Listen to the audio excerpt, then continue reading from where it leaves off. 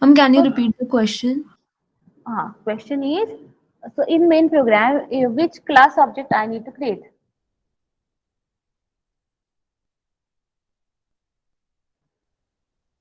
Class D. It can be any A, B, or C. So very important to understand. We are creating object of most derived class. Our most derived classes are B, C, and D. So to access the data for B, C, and D, we have to create the objects of all these classes. Okay. So I need to create object of B class, C class, and D class because B, C, D are independent classes.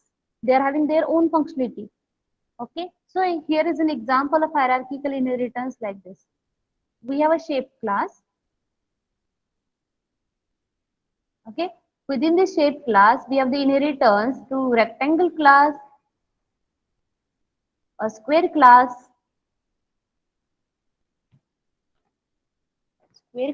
and we have triangle class. So what we observe, all these are having their own functionality, like they are having different operations, they are different inputs. So that many things we have to create object of rectangle class to draw a rectangle, a square class to draw a square, triangle class to draw a triangle. So here we are creating three objects, class A object, sorry, class B, class C's object as well as class D's object. Okay, and now we are able to call the methods of the classes. So I'm erasing this part. 1 minute. So if you don't mind, we can have the same look of this. Okay, not wasting our much time to write a code. Okay, so what I have did, so students, I have added here a D class. Okay,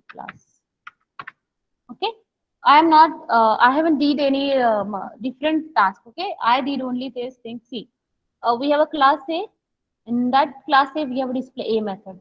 In my class B, we have a display B method. In my class C, we have a display C method. In the D, display D method.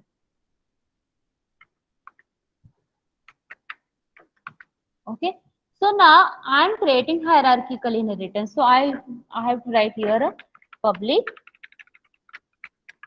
and A. Okay. So this is very important. Public A. This is public A again, and this is also public A. So if you see these structures, it is like this only.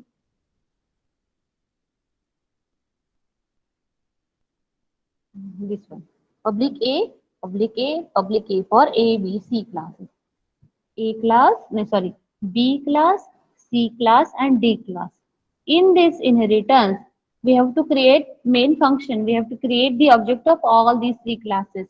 So I am creating these objects obj1, this is obj2, and these class object is obj3. Now I have to call these methods. So I can able to access a value from all these three classes. Okay, I can access this a value from all the classes because this a is inherited in B also, a is inherited in C and D also. Okay, so I can call using any single method also d dot.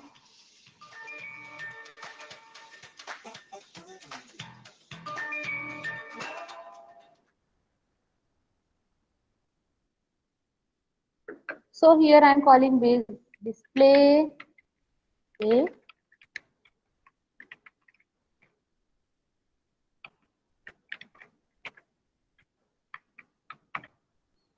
written correctly or DRSPLAY sorry, I am writing with a name class. It is not possible to write with the main class. We write with the object of a class. Yes. So this obj1, this is I'm writing multiple copies of this. So this is my obj2, obj3. So using all these three objects, I can access a display method. Okay. Now I am accessing the B method and C method. So B for B, I need to use the B's object, means second obj2 display B.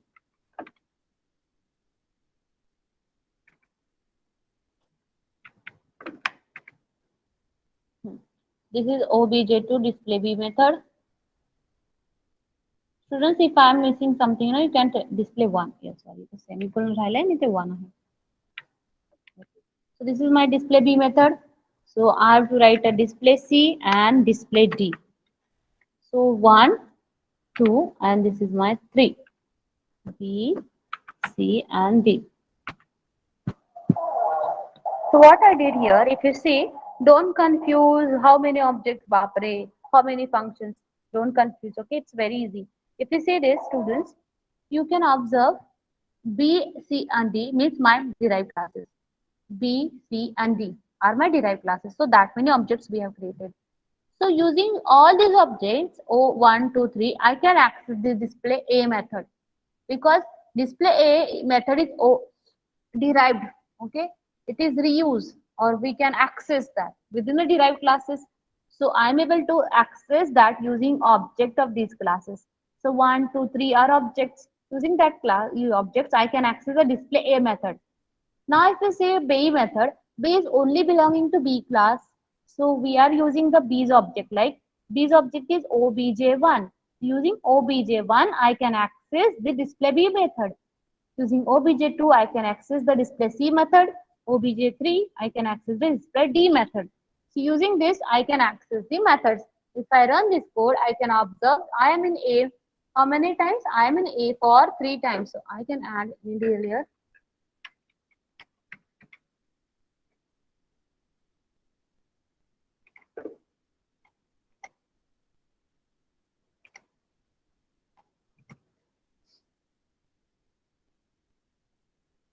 C. 3 times A, then B, C, D. So this is because of hierarchical inheritance. Understood students? Here or no? Yes or no? Yes, ma'am. समजलं का? Yes, ma'am. Yes, Yes, ma'am. Yes, ma'am. ma'am. Okay. Very good students.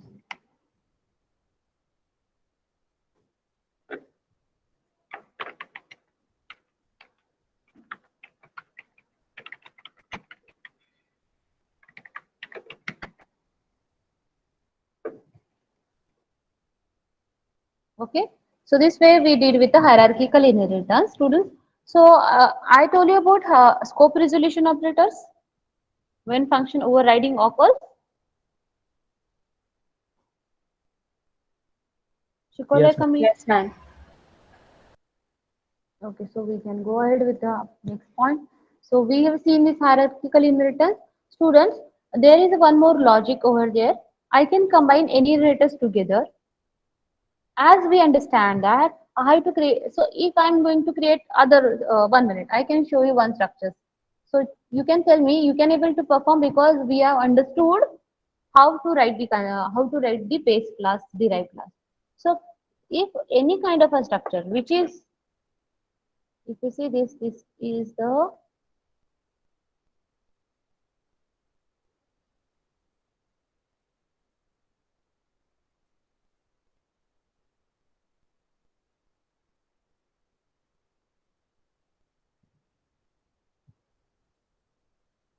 okay. So what you understand from this diagram, students?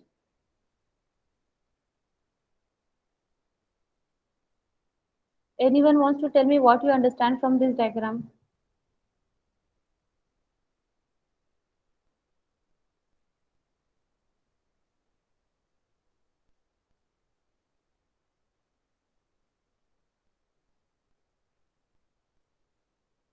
So student, if you see this part of diagram, you can observe this is a multi-level inheritance.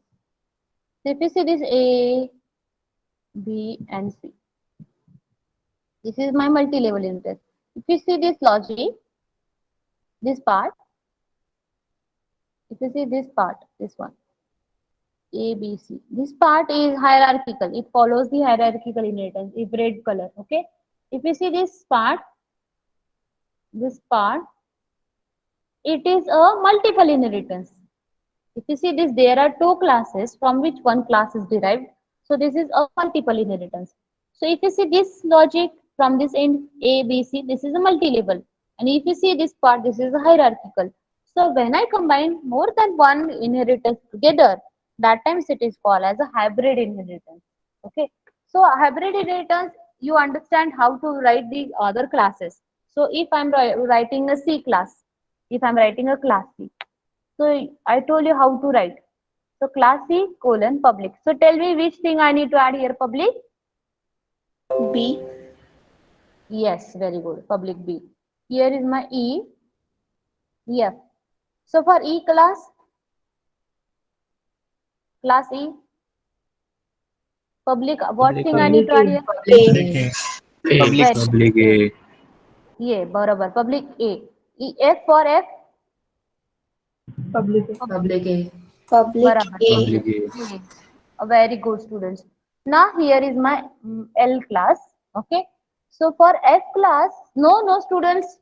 Public A And is not L. enough for Public F. L. Public A, comma, public L. Public L.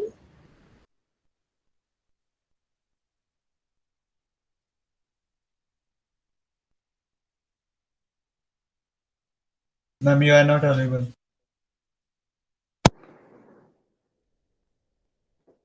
Now, Public L. Yes, ma'am.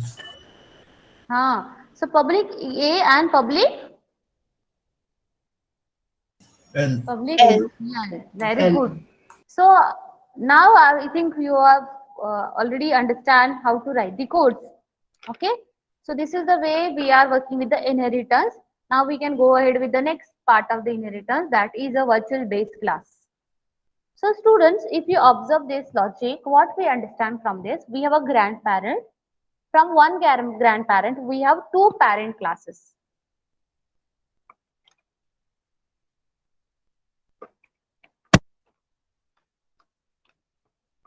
Actually, it's not standing correctly here. Hmm. एक minute students.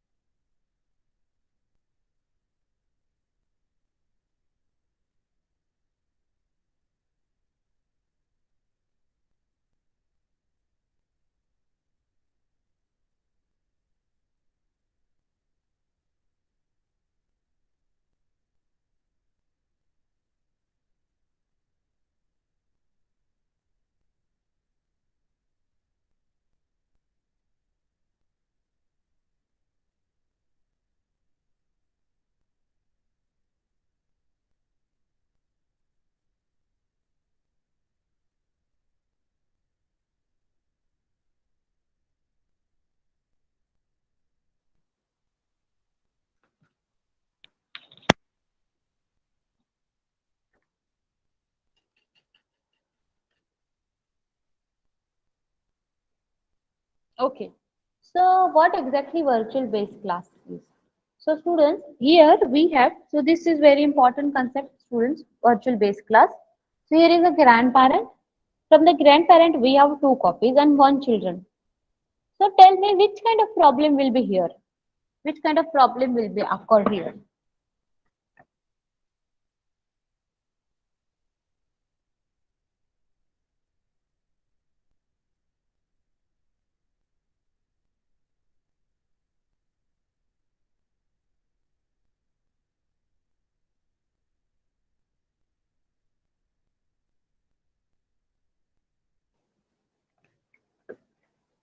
काय problem आहे students virtual base class?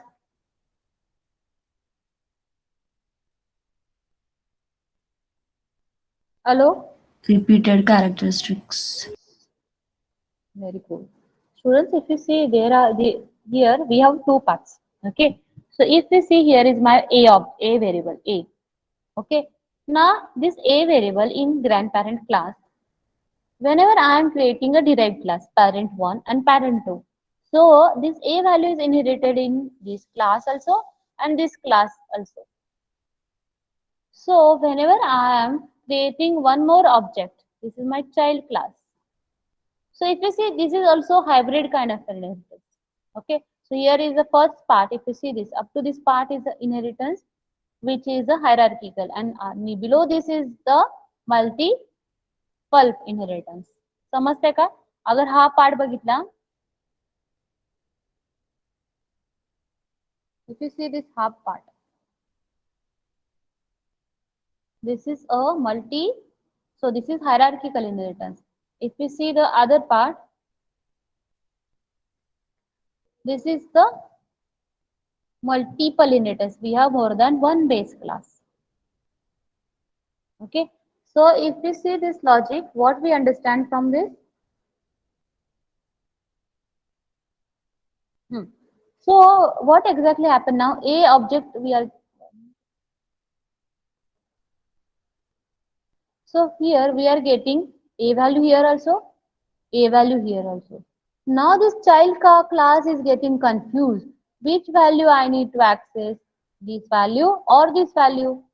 Because it may be possible that a parent 1 is able to modify this value, as well as parent B can be able to modify this value, because now this value is inherited into this. This value is inherited into this. So which value it is to be accessed? That is very important. So if you see this logic, we have the virtual base class concept. So what is virtual base class? A duplication of inherited members due to multiple paths can be avoided. By making one main important class, that is a base class, as a virtual base class. Okay, so whenever we are finding this kind of a problem, we are making it is a virtual base class. So while declaring the direct or intermediate classes, we have to follow this logic. So if we see this A and B parents, so we are actually working this as a virtual. So whatever the A class is here, so we are making that is a virtual A, virtual B A here. So it is like this.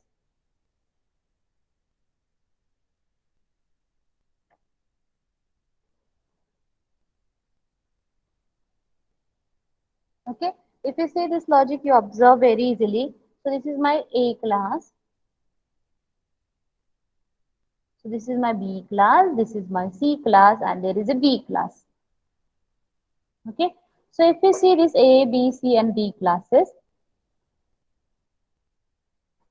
so whenever we have these two copies of the classes, okay, wherever we are finding two copies within a single class, that time we are creating a class is a virtual class. So always remember, don't write here as a virtual like class A and then write a virtual class A. Do not write this. Okay, here I am not adding a word virtual. So always remember, virtual should be added here, a class B and then colon, then I'm writing the relationship. Okay, so my base class of B is A, so I'm writing here public A. Okay, whenever I'm writing a public A, so we have the option to make this class A as a virtual base class. So here we have to add a particular word, keyword. That keyword is a virtual, so we can add here a keyword virtual. So there are two ways to write a virtual. I can add here or I can add here. So like this, class B, then colon, then I am writing public virtual A,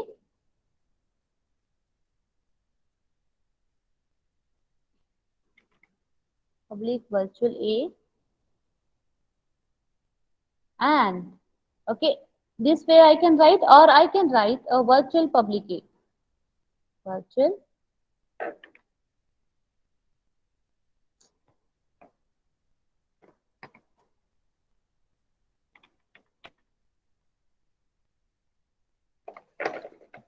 small handwriting is difficult here. Virtual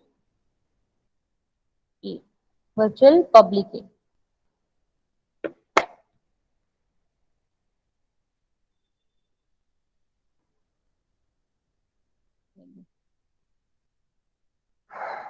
Okay, so like this, whenever I write this, I've written this public virtual A, and here is a class C.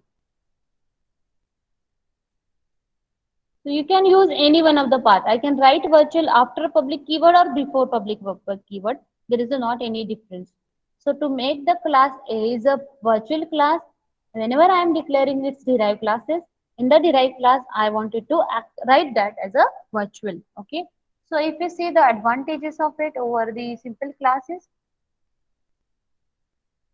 so to avoid the duplicate path, okay, one particular member, if we have two values, so to avoid this kind of a logic, we are creating virtual base class. So we can see the example of a virtual base class here.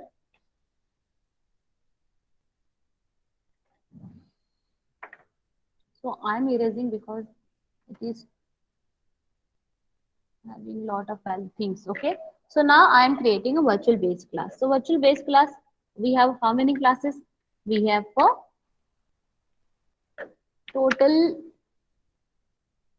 4 classes. So that many classes I am adding here. Class A, we have a class B, we have a class C,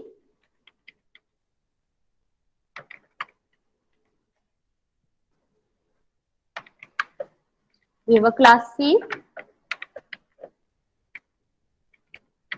we have a class D. Okay, so we have A, B, C classes, D classes. So we know this B class inherited from A class. So public. Now I wanted to make it a virtual. So I have to write a word keyword virtual A. So the same thing I need to add this for a C class also. Public virtual A, public virtual B. And now we know D is derived. D is derived from which class, students? D is derived from, आठवते का लिहिलं होतं आता just. B and C. D, Yes. yes, B and C. So I have to write public B and C.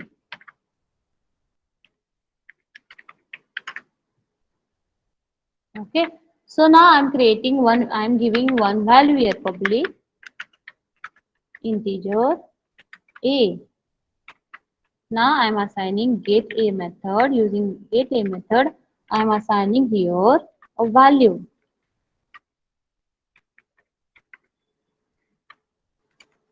So it is in my base class. Okay. So I'm assigning a 10 value. So 10 is available here also, and here also. So now I'm creating a public display method here. Void display. In display method B, I'm displaying A's value C out. A value is in A, in B. Okay.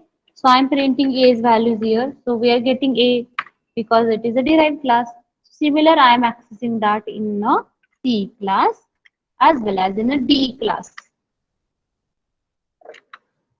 Okay. This is my display B method. This is my display C method. And this is my display D method. I am changing only these here values. So to know that from which it is accessing. So now we have these many classes. So tell me which object I need to create. Which class object I need to create? D. D. Any other students? Which object I need to create?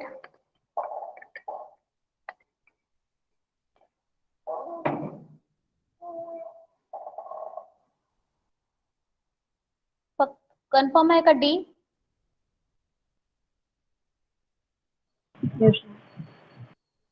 Yes, जो most derive आहे तर आपल्या ह्याच्यामध्ये most derive तोच आहे. I told you na, which is most derived class. Most derived class is a D. So I need to create object of this D class. So always remember most derived class. सर्वात खालचा derived class. So I am creating object D class, DOBJ. Now OBJ dot get method.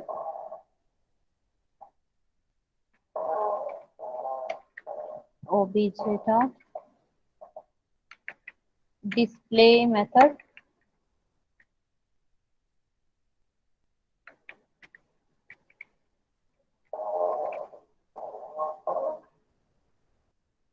Display.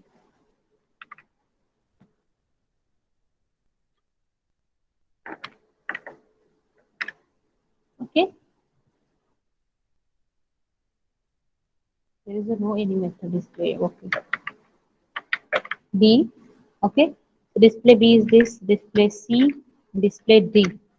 B, C, and D.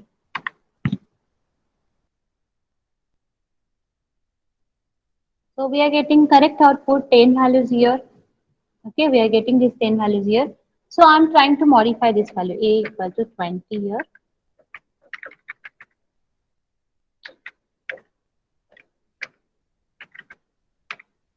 Okay, here also I'm changing A's values. Let's see how it works.